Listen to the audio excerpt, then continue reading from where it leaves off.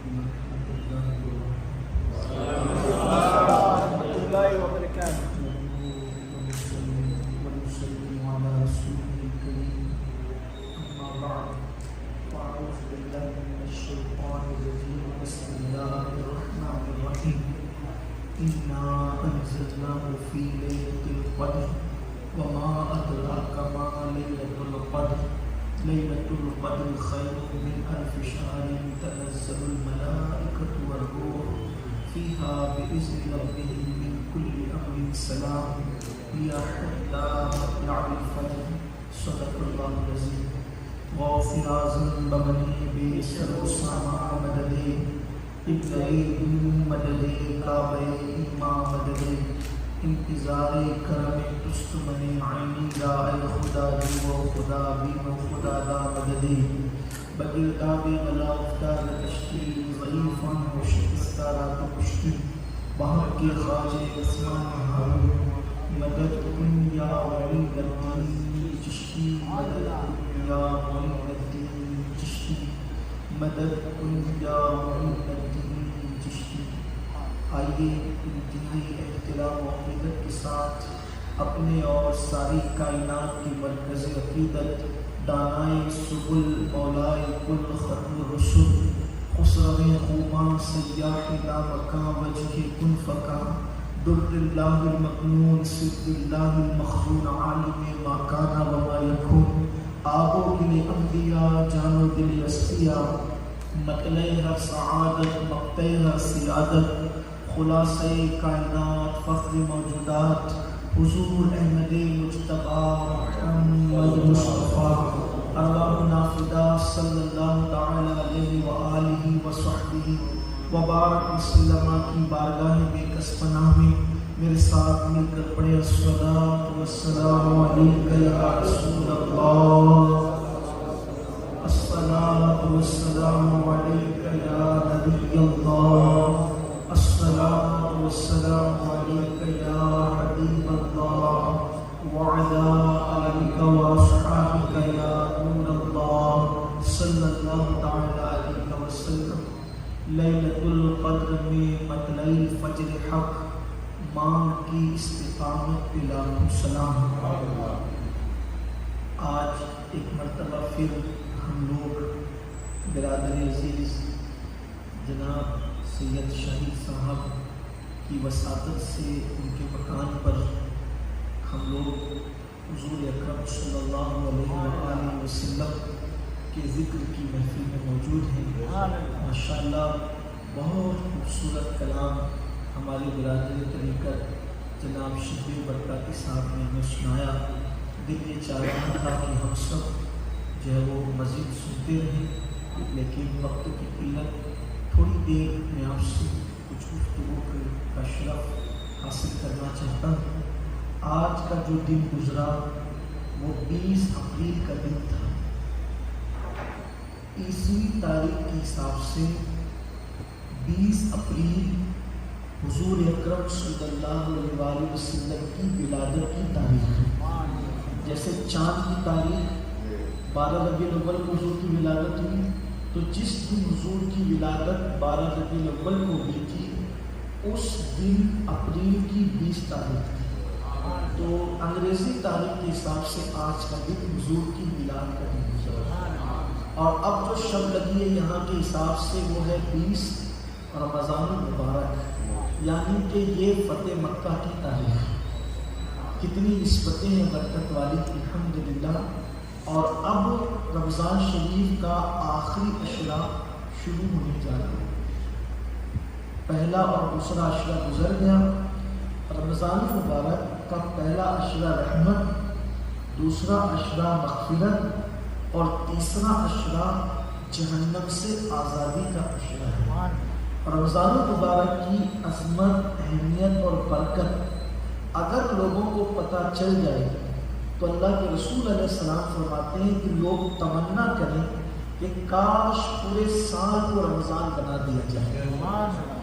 رمضان المبارک کا حال یہ ہے کہ جہنم کے دروازے بند ہوتے ہیں، رحمت کے دروازے کھول دیے جاتے ہیں، نفل کا ثواب فرض کے برابر اور فرض کا ثواب 70 فرائض کے برابر کر دیا جاتا ہے۔ روزے دار جب روزہ رکھتا ہے تو وہ جو کپڑے پہنتا ہے اس کے کپڑے اس کے لیے مغفرت کی دعا کرتے ہیں، وہ جو جوتے پہنتا ہے وہ جوتے اس کے لیے مغفرت کی دعا کرتے ہیں، وہ جو بستر پہ سوتا ہے وہ بستر اس کے لیے مغفرت کی دعا کرتا ہے۔ جب وہ سحری کھاتا ہے تو فرشتے اس پر درود نازل کرتے ہیں، جب وہ افطار کے وقت وہ دعا کرتا ہے تو 70,000 فرشتے اس کی دعاؤں پر آمین کہتے ہیں۔ ہر عبادت کا صلہ ثواب ہے، ہر عبادت کا صلہ جنت ہے، زیادہ سے زیادہ جنت ہے، ثواب ہے یا جنت ہے۔ لیکن میرے اللہ نے فرمایا، حدیث قدسی ہے کہ روزہ میرے لیے ہے اور میں ہی اس کی جزا ہوں۔ سبحان اللہ۔ اسی لیے میرے آقا علیہ السلام فرماتے روزے دار کو اللہ کا دیدار نصیب ہوگا۔ روزے دار کے لیے 2 خوشیاں ہیں، ایک تو افطار کے وقت کی خوشی اور ایک تو لقائے رحمان کے وقت کی خوشی۔ یقیناً آپ لوگ بڑے خوش نصیب ہیں، بڑے نصیب کی بات ہے آپ لوگوں کے لیے کہ ایک طرف اللہ کا حرم ہے اور دوسری طرف مصطفیٰ جان رحمت، جب چاہے ادھر جائیں، جب چاہے ادھر جائیں۔ اور کتنی برکت کی بات ہے۔ بس میں آپ سے کوئی زیادہ گفتگو کرنے کی بجائے اتنا کہتا ہوں کہ ہمارے دونوں عشرے غفلت میں گزر گئے، اب ہمارے لیے آخری عشرہ ہے اور یہ آخری عشرہ بڑا قیمتی ہے۔ اللہ کے رسول علیہ السلام نے فرمایا کہ ماہ رمضان شریف کے آخری عشرے میں ایک رات ہے جس سے لیلۃ القدر کہتے ہیں، جسے ہم اپنی زبان میں شب قدر کہتے ہیں۔ یہ لیلۃ القدر 1000 مہینوں سے افضل ہے۔ اگر یہ فرمایا جاتا نا کہ 1000 مہینوں کے برابر ہے تو آپ سمجھ جاتے کہ کتنی ہے، لیکن قرآن کیا فرماتا ہے؟ لیلۃ القدر خیر من الف شہر، کہ یہ رات جسے شب قدر کہتے ہیں یہ 1000 مہینوں سے افضل ہے۔ مطلب اس کے 1000 مہینوں کے اگر آپ جوڑیں تو 83 سال 4 مہینے بنتے ہیں۔ تو اگر قرآن یہ کہتا یا حدیث میں یہ آتا کہ یہ 1000 مہینوں کے برابر ہے تو ہم اندازہ لگا لیتے کہ کیا ہے 83 سال 4 مہینوں کے برابر۔ لیکن یہ نہیں کہا کہ برابر ہے، بلکہ کیا فرمایا؟ خیر من الف شہر، یہ 1000 مہینوں سے بہتر ہے۔ اور کتنی بہتر ہے یہ اللہ جانتا ہے اور اس کے بتانے سے اس کے رسول جانتے ہیں۔ تو حدیث پاک میں آتا ہے کہ جو لیلۃ القدر میں عبادت کر لے تو اللہ اس کو 1000 مہینے سے زیادہ عبادت کرنے کا ثواب عطا فرماتا ہے۔ اس کا بیک گراؤنڈ یہ ہے جو میں نے حدیث کی، جو آپ کے سامنے سورہ پڑھی، اللہ فرماتا ہے اِنَّا أَنزَلْنَاهُ فِي لَيْلَةِ الْقَدْرِ، کہ ہم نے اس قرآن کو لیلۃ القدر میں نازل کیا۔ وَمَا أَدْرَاكَ مَا لَيْلَةُ الْقَدْرِ، تو تم نے کیا جانا یہ لیلۃ القدر کیا ہے؟ لیلۃ القدر خیر من الف شہر، کہ یہ تو 1000 مہینوں سے بہتر ہے۔ اور پھر کیا ہے؟ تنزل الملائکۃ والروح فیہا بإذن ربہم من کل امر سلام، یہ شب قدر وہ ہے کہ جس میں جبریل علیہ السلام فرشتوں کے ساتھ زمین پر اترتے اور رات بھر وہ لوگوں کے لیے سلامتی نازل کرتے، سلامتی کی دعا کرتے ہیں۔ اور اللہ تبارک و تعالیٰ فرماتا ہے کہ صبح تک، فجر تک یہ سلسلہ دراز رہتا ہے۔ حدیث پاک میں آتا ہے اسے لیلۃ القدر کیوں کہتے ہیں؟ نمبر 1، لیلۃ القدر کہنے کی عربی میں قدر کہتے ہیں تنگ ہو جانا، شارٹ پڑ جانا، چھوٹے پڑ جانے کو قدر کہتے ہیں۔ تو اب اس کو لیلۃ القدر یعنی تنگی کی رات کیوں کہتے ہیں؟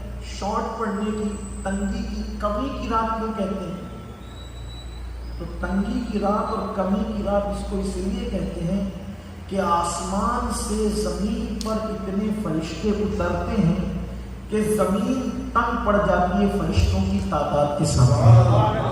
حدیث پاک میں آتا ہے کہ زمین پہ جتنے ذرات ہیں ان ذرات کی تعداد سے زیادہ زمین کے اوپر فرشتے نازل ہوتے ہیں، اور ان کے ساتھ جبریل علیہ السلام بھی آتے ہیں، اور جبریل علیہ السلام اور فرشتے ان لوگوں سے مصافحہ کرتے ہیں۔ کن سے مصافحہ کرتے ہیں؟ شب قدر، یہ فضیلت ہر رات کو نہیں صرف شب قدر ہے. جبریل اور فرشتے مصافحہ کرتے ہیں کن سے؟ جو اس رات میں عبادت کر رہے ہوتے ہیں، ذکر اذکار کر رہے ہوتے ہیں، تلاوت کر رہے ہوتے ہیں، جو دعا میں مصروف ہو رہے ہوتے ہیں ان سے. جو سو رہے ان سے نہیں، جو کھیل کود میں ان سے نہیں، جو لہو و لعب میں ان سے نہیں. اب یہ کیسے پتا چلے کہ جبریل نے ہم سے مصافحہ کیا، فرشتوں نے ہم سے مصافحہ کیا؟ تو ہمارے صوفیاء کرام فرماتے ہیں جب عبادت کرتے وقت شب قدر میں انسان پر رقت طاری ہو جاتی ہے، سمجھ لو کہ فرشتے اور جبریل آپ سے اس وقت مصافحہ. وہ وقت دعا کی قبولیت کا وقت ہوتا ہے. حضرت ام المومنین سیدہ عائشہ صدیقہ نے پوچھا یا رسول اللہ صلی اللہ علیہ وآلہ وسلم اگر مجھے شب قدر مل جائے تو میں کون سی دعا کروں؟ تو میرے آقا نے فرمایا جب تمہیں شب قدر مل جائے تو تم یہ دعا کرنا اللہم انک عفو تحب العفو فاعف عنی. اے اللہ تجھے معاف کرنا بہت پسند ہے تو تو مجھے معاف فرما دے اور میں تیری بارگاہ کے اندر معافی کا سوال کرتی ہوں. میرے آقا صلی اللہ علیہ وآلہ وسلم کے دیوانوں تو یہ دعا شب قدر کی خاص ہے. شب قدر رمضان شریف کے آخری عشرے میں ہوتی ہے، 21، 23، 25، 27 یا 29. اس میں ہمیں ڈھونڈنا ہے، آخری تاک راتوں میں ہمیں شب قدر ڈھونڈنا ہے کہ کس رات میں ہے. یہ کیوں ہے متعین نہیں ہے، حالانکہ اس کی تقرری حضور کو بتا دی گئی. حضرت عبادہ ابن صامت رضی اللہ تعالیٰ کہتے ہیں اللہ کے رسول ہمارے درمیان آئے یہ بتانے کے لیے کہ شب قدر کس رات کو ہے. 2 صحابہ آپس میں جھگڑا کر رہے تھے. حضور واپس چلے گئے یہ کہتے ہوئے کہ تمہارے جھگڑے کی وجہ سے میرے ذہن سے یہ نکال دیا گیا کہ شب قدر کس تاریخ ہے. اب تمہیں اس کی تاریخ نہیں بتائی جائے گی بلکہ اب تم کو تاک راتوں میں ڈھونڈنا پڑے گا. 21، 23، 25، 27 اور 29 ان تاک راتوں میں ڈھونڈنا. ایک بات آگے بڑھانے سے پہلے یہ بات عرض کروں، جھگڑا کتنا خطرناک. انبیاء کے بعد سب سے بہترین مخلوق صحابہ کی، اگر وہ آپس میں جھگڑا کریں تو اتنی قیمتی رات کی تقرری ذہن سے اٹھا لی جاتی ہے. آج مسلمان جھگڑے ہی میں مبتلا ہے. اگر صحابہ کرام میں آپس میں کچھ گفتگو ہو رہی ہے، بحث و تکرار ہو رہی ہے تو اس کا نتیجہ یہ نکلا ہے. حالانکہ یہ بھی ہمارے لیے رحمت ہے لیکن شب قدر کی تقرری اٹھا لی گئی. اللہ کے رسول علیہ السلام فرماتے ہیں اس لیے مسلمانوں کو چاہیے کہ وہ جھگڑے سے پرہیز کریں. جھگڑے کی وجہ ہے کہ اتنی بڑی رات کا تقرر اور تعین اٹھا لیا گیا اور اللہ کے رسول علیہ السلام فرما رہے ہیں کہ مجھے بتایا گیا تھا لیکن جھگڑے کی وجہ سے وہ ذہن سے اٹھا لیا گیا. شب قدر تو آئے گی لیکن اب تاریخ کون سی وہ تمہیں نہیں بتایا جائے گا. میرے آقا علیہ السلام کے دیوانوں اس لیے ہمیں چاہیے کہ ہم جھگڑے سے بچیں. اللہ کو جھگڑا اتنا ناپسند ہے. جب اتنے بہترین لوگوں کے جھگڑے کی وجہ سے یہ معاملہ ہوا تو ہم جیسے گنہگار اور بدترین لوگوں کے جھگڑے کا انجام کیا ہوگا. اسی لیے ایک حدیث پڑھ دیتے ہیں. اللہ کے رسول علیہ السلام فرماتے ہیں کہ جو حق پر ہونے کے باوجود جھگڑے سے پرہیز کرے گا میں اس کا ہاتھ پکڑ کر اس کو جنت میں لے جاؤں گا. اس لیے مسلمانوں کو چاہیے جھگڑے سے پرہیز کرے. بلکہ حدیث پاک میں یہ بھی آتا ہے کہ مومن وہ ہے جس کی وجہ سے جس سے لوگوں کے جان اور مال، لوگوں کی جان اور مال کے حوالے سے لوگ بے خوف رہیں. یعنی مومن وہ ہے کہ جس کا خوف ہی نہ ہو کہ میری جان پہ حملہ کرے گا یا میرے مال پہ حملہ کرے گا. آقا مومن کی تعریف کے بیان فرماتے ہیں. اور پھر حدیث پاک میں آتا ہے کہ جہنم کے اندر کچھ لوگ ہوں گے جن کو اللہ ایسی کھجلی میں مبتلا کرے گا. توجہ کریں تو جہنم کے اندر کچھ لوگ ہوں گے جن کو اللہ ایسی کھجلی میں مبتلا کرے گا کہ کھجاتے کھجاتے ان کی ہڈی نظر آئے گی. وہ اتنا کھجائیں گے جہنم کے اندر کہ ان کی ہڈی دکھنے لگے گی. تب ان سے پوچھا جائے گا بتاؤ تکلیف ہو رہی ہے کہ نہیں ہو رہی ہے؟ تو اس وقت وہ کہیں گے کہ بہت تکلیف ہو رہی ہے ہمیں. تو پھر کہا جائے گا کیا تم دنیا میں لوگوں کو نہیں ستاتے تھے؟ یہ اسی ستانے کا وبال ہے کہ آج تم پر یہ کھجلی مسلط کر دی گئی ہے.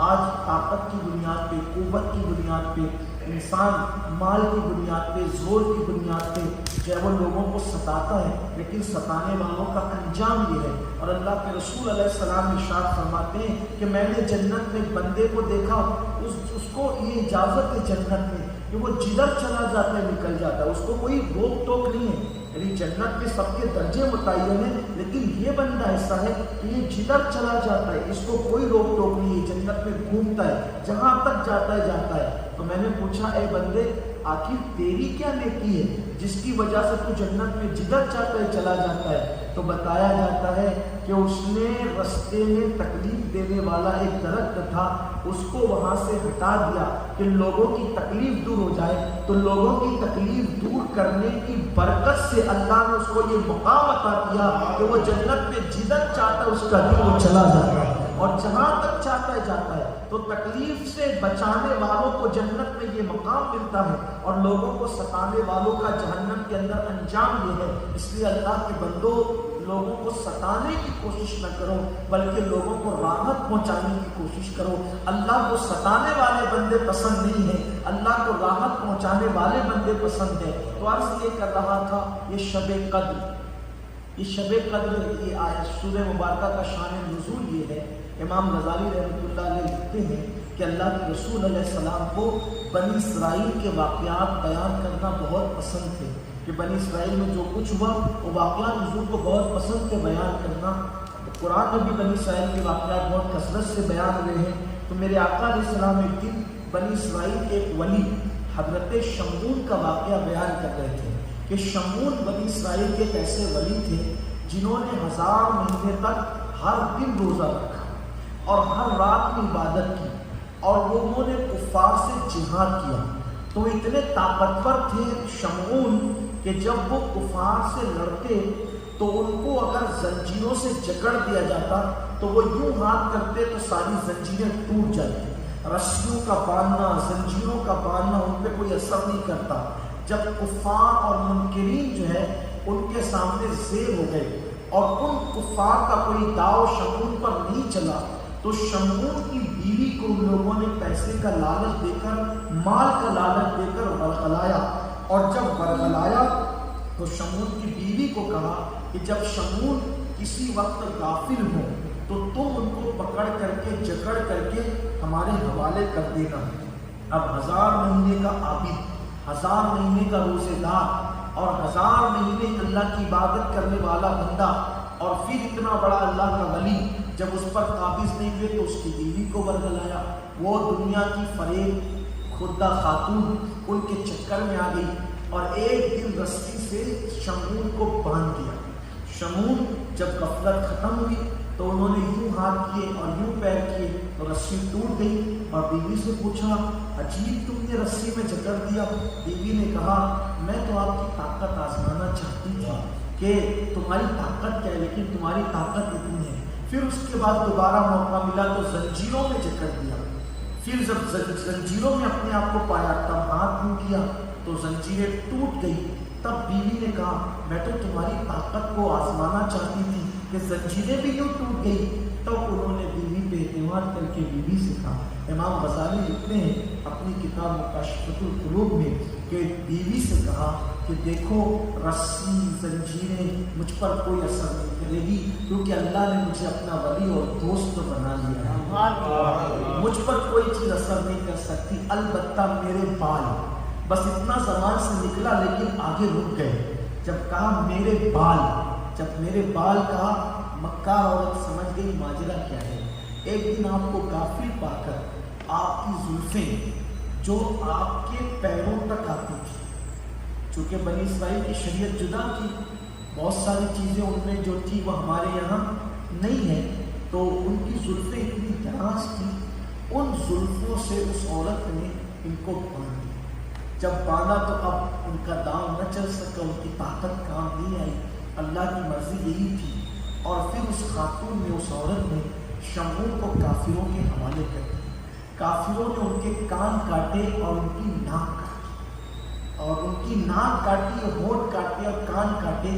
تو اس وقت تو شمعون نے اللہ سے کہا مولا اب مجھے بچا لے، اور میرے اندر اتنی طاقت دے کہ میں اس کو بھی توڑ دوں، اور میری ایک آنکھ سے یہ عمارت ان کافروں پہ گرا کر ان کو ہلاک کر دے۔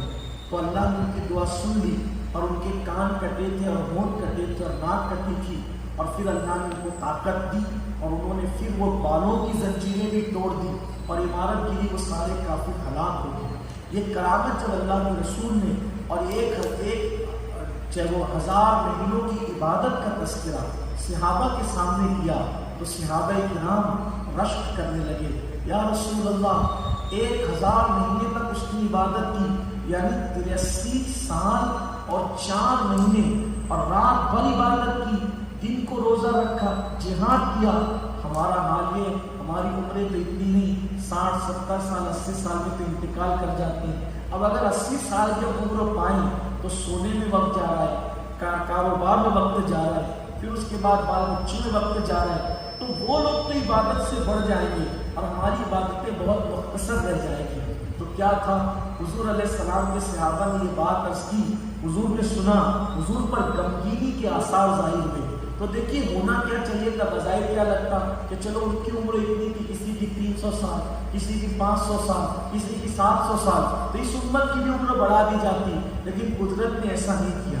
محبوب جب غمگین ہوئے تو اللہ تعالیٰ نے محبوب پر سورہ نازل فرمائی، اِنَّا أَنزَلْنَاهُ فِي لَيْلَةِ الْقَدْرِ وَمَا أَدْرَاكَ مَا لَيْلَةُ الْقَدْرِ لَيْلَةُ الْقَدْرِ خَيْرٌ مِنْ أَلْفِ شَهْرٍ، کہ یہ رات 1000 مہینوں سے افضل ہے۔ ایک رات اس امت کو ایسی دے دی گئی کہ جو اس رات میں پوری رات عبادت کرے گا، اللہ اس کو 1000 مہینے کی عبادت سے زیادہ ثواب دے گا۔ اب اگر ایسا ہوتا کہ عمر ہماری بڑھ جاتی، چلے ہمیں بھی 300 سال کی عمر دے دی جاتی، تو ہمارا نقصان تھا۔ کیا نقصان تھا پتہ ہے؟ 300 سال تک کی عبادت کتنی کرتے تو جتنی عبادت کرتے اس سے زیادہ تو گناہ کر لیتے، تو اللہ نے عمر نہیں بڑھائی، برکت والی ایک رات سال میں عطا فرما دی، تاکہ اگر آپ کو ایک رات بھی مل گئی تو 83 سال سے زیادہ کی عبادت کا ثواب مل گیا۔ 2 مرتبہ ملی تو پھر کیا، 3 مرتبہ ملی تو پھر کیا، اور سبحان اللہ اگر ہر سال ملی تو پھر عبادتوں کا ٹھکانہ کیا۔ میرے آقا فرماتے جس کو شب قدر مل گئی اس کو ہر خیر مل گیا، اور جو شب قدر سے محروم رہا وہ ہر بھلائی سے محروم رہا، وہ ہر خیر سے محروم رہا۔ اس لیے اللہ کے بندو، اگر خیر سے محروم ہونے سے بچنا ہے تو یہ آخری عشرے میں شب قدر تلاش کر لو۔ پتہ نہیں آئندہ سال زندگی رہے یا نہ رہے، پتہ نہیں کس کی عمر کتنی ہے، کس کی عمر وفا کرے نہ کرے۔ پچھلے سال بہت لوگ حیات تھے، اس سال نہیں ہے، تو اس سال ہیں، اللہ نہ کرے پچھلے سال آنے والے سال حیات رہیں گے کہ نہیں رہیں گے۔ اس لیے غافل مت رہو، شب قدر کو ڈھونڈو، 21 23 25 27 29 میں خوب عبادت کرو۔ بہت زیادہ نہیں کر سکتے، پوری رات نہیں جگ سکتے تو کم سے کم اتنا کرو، عشاء کی نماز پڑھو، تراویح پڑھو، کچھ نوافل پڑھو، تلاوت کرو، ذکر اذکار کرو، اور جب سحری میں اٹھو تو پھر نمازیں کچھ پڑھ لو، کچھ گڑ لو۔ اللہ تعالیٰ اگر ہمارے مقدر میں نہیں شب قدر عطا کرے گا۔ یہ ایسی رات ہے کہ اس رات سال بھر کے سارے معاملات فرشتوں کے سپرد کیے جاتے ہیں۔ اس رات کو اللہ تبارک و تعالیٰ جو اس رات کو عبادت کر لے، اس کے جو گناہ ہو چکے وہ بھی مٹا دیے جاتے ہیں، جو ہونے والے ہیں وہ بھی معاف کر دیے جاتے ہیں۔ یہ برکت ہے اس رات کی، اس لیے اللہ کے بندو اس رات کی قدر کرو۔ اللہ تعالیٰ ہم سب کو توفیق دے، اللہ تعالیٰ ہم سب کو عبادت کا جذبہ دے۔ ان 10 راتوں میں کوئی غفلت نہیں کرنا۔ کل 20واں روزہ ہوگا یہاں کے حساب سے، اور پہلی تاخرات ہوگی، اس لیے اللہ کے بندو اس کی بہت قدر کرو۔ حضرات صحابہ کرام رضوان اللہ تعالیٰ علیہ اجمعین اس کی لالچ کرتے تھے، بہت دعائیں کرتے تھے، صحابہ دعا کرتے تھے اللہ ایک مرتبہ میں لیلۃ القدر عطا فرما۔ لیکن افسوس ہم لوگ ناقدرے لوگ ہیں، ہم لوگوں کو کسی چیز کی قدر ہی نہیں ہے، بس کھیل کود لہو و لعب، مغفرت کی کوئی فکر نہیں، اللہ کی رضا کی کوئی فکر نہیں۔ ایسا لگتا ہے جیسے دنیا میں آئے ہیں کھانے کمانے اور موت مستی کرنے کے لیے دنیا میں آئے ہیں، ہمیں کوئی اس کا خیال ہی نہیں ہے۔ جن لوگوں کو اللہ نے اس کے رسول نے مغفرت کی بشارتیں دی تھی، ان لوگوں کا حال یہ تھا کہ وہ اللہ کی بارگاہ میں رات رات پر روتے تھے، گریہ وزاری کرتے تھے، آہ و بکا کرتے تھے، اور ہمارا یہ حال ہے اللہ کے بندوں کہ ہم لوگ جو ہے اللہ تعالیٰ ہمیں موقع دیتا ہے۔ دیکھیے بہت سارے لوگ جدہ میں رہتے ہیں لیکن مہینوں ہو جاتے ہیں حرم کا رخ نہیں کرتے۔ افسوس کی بات ہے جو وہاں دور ہندوستان میں پڑے ہوئے ہیں وہ رو رہے ہیں، وہ رو رہے اللہ ایک مرتبہ ہمیں حرم دکھا دے، تیرے محبوب کا حرم دکھا دے، اور جو یہاں موجود ہیں ان لوگوں کو فکر ہی نہیں ہے. بلکہ کچھ لوگ ایسے بھی مکے میں مجھے ملے، مدینہ منورہ میں مجھے ملے، کہ جو مکے شریف اور مدینہ شریف میں ہمارے ہندوستان کے لوگ ہیں لیکن مہینوں ہو جاتے ہیں نہ وہ روضہ رسول پہ جا رہے ہیں نہ وہ حرم کعبہ میں جا رہے ہیں. ایسے لوگ سے بڑا محروم کوئی نہیں. اس لیے اللہ کے بندو، اگر اللہ نے آپ کو وطن سے بے وطن کر کے یہاں پہنچایا ہے تو شاید یہ بے وطنی آپ کی خوش نصیبی ثابت ہو کہ آپ کا ایک روزہ آپ اگر اللہ کے حرم میں رکھتے ہیں تو 70 لاکھ روزے کے برابر ہے. ایک روزہ آپ اگر مکۃ المکرمہ کے حرم میں رکھتے ہیں تو 70 لاکھ روزے کے برابر ہے. آپ کہیں گے وہ کیسے؟ وہ اس طرح سے کہ رمضان شریف میں ایک کا 70 ہو جاتا ہے، تو ایک روزے کا تو 70 ہو گیا، اور پھر حرم کی ایک نیکی 1 لاکھ نیکی کے برابر ہے.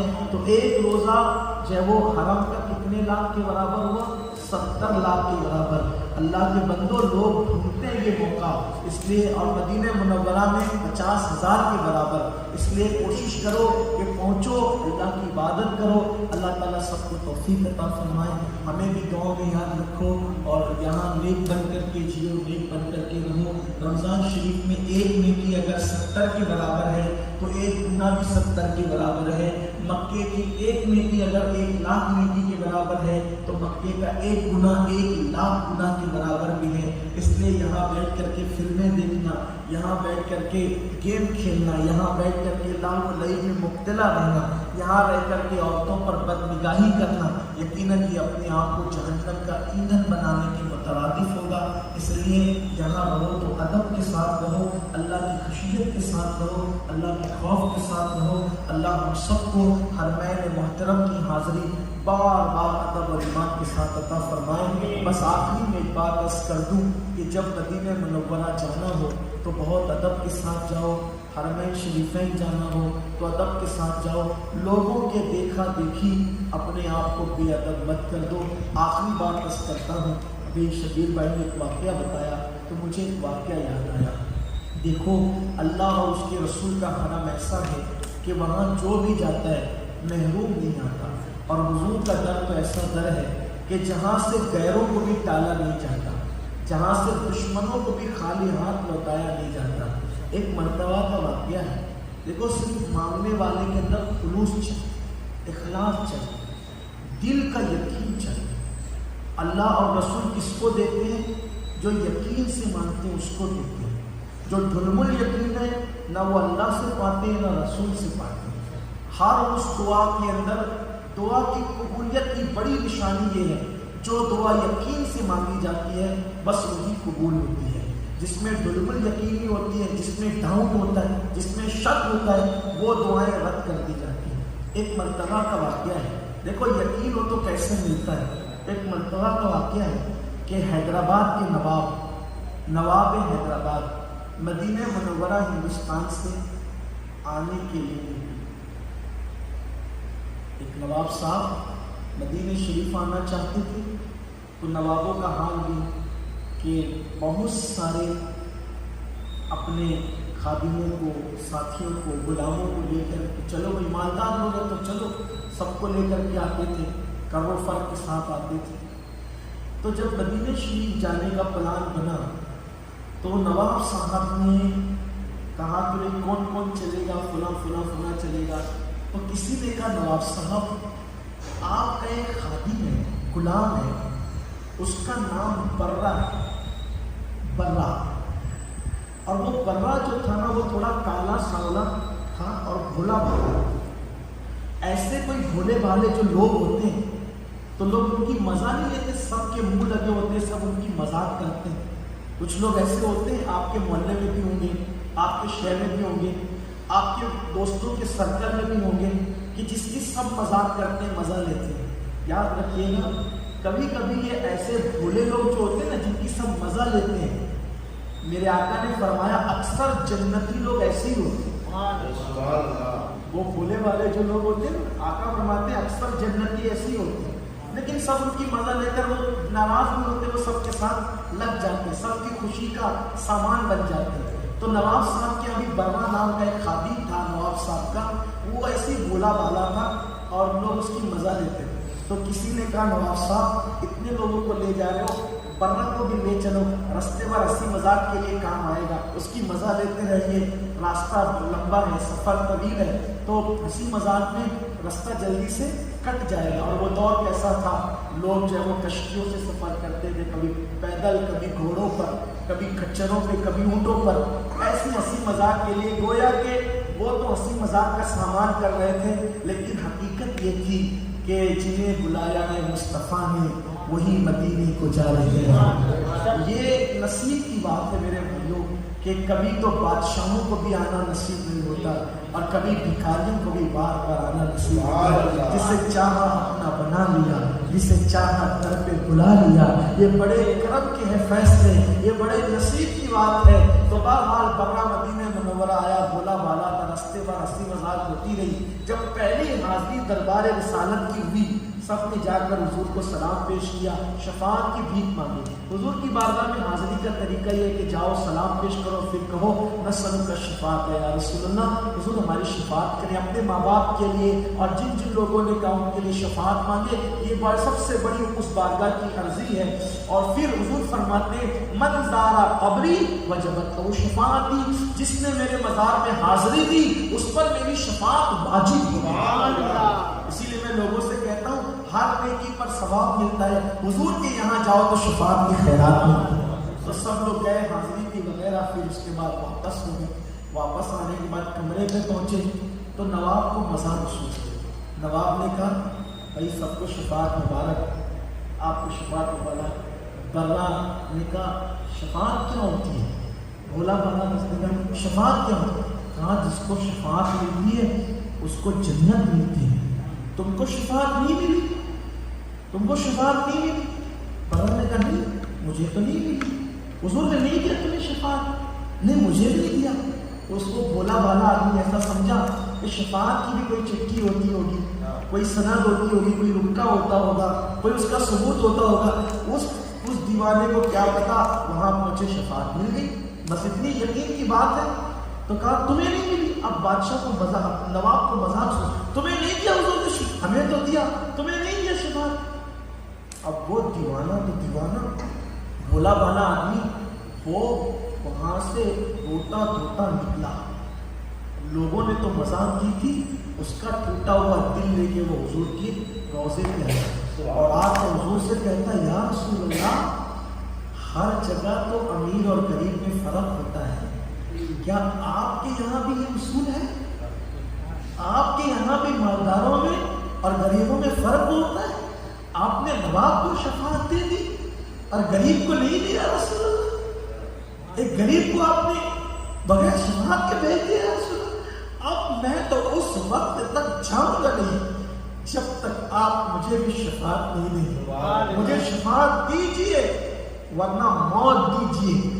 اگر شفاعت نہ ملی تو میں یہی تڑپ تڑپ کر مروں گا، لیکن نہیں جاؤں گا۔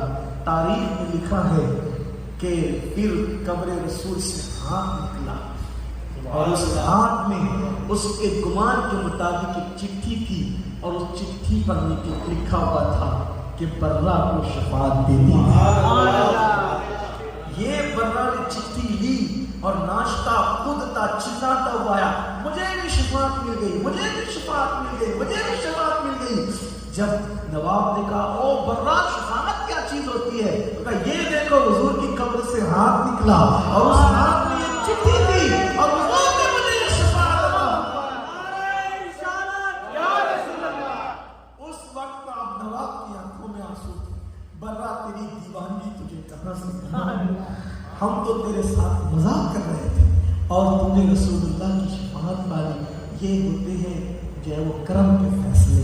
اس لیے اللہ کے بندوں جب بھی حضور کی بارگاہ میں حاضر ہو اس یقین کے ساتھ جاؤ انشاءاللہ کرم کی خیرات ہوگی، کیونکہ ان کا در ہے، وہاں کیا جود و کرم ہے۔ شہ بتہا تیرا نہیں سلطان نہیں، ماں کا تیرا۔ اللہ ہماری محفل کو قبول کرے، دوستوں کے درمیان کوئی غلطی اللہ معاف کرے۔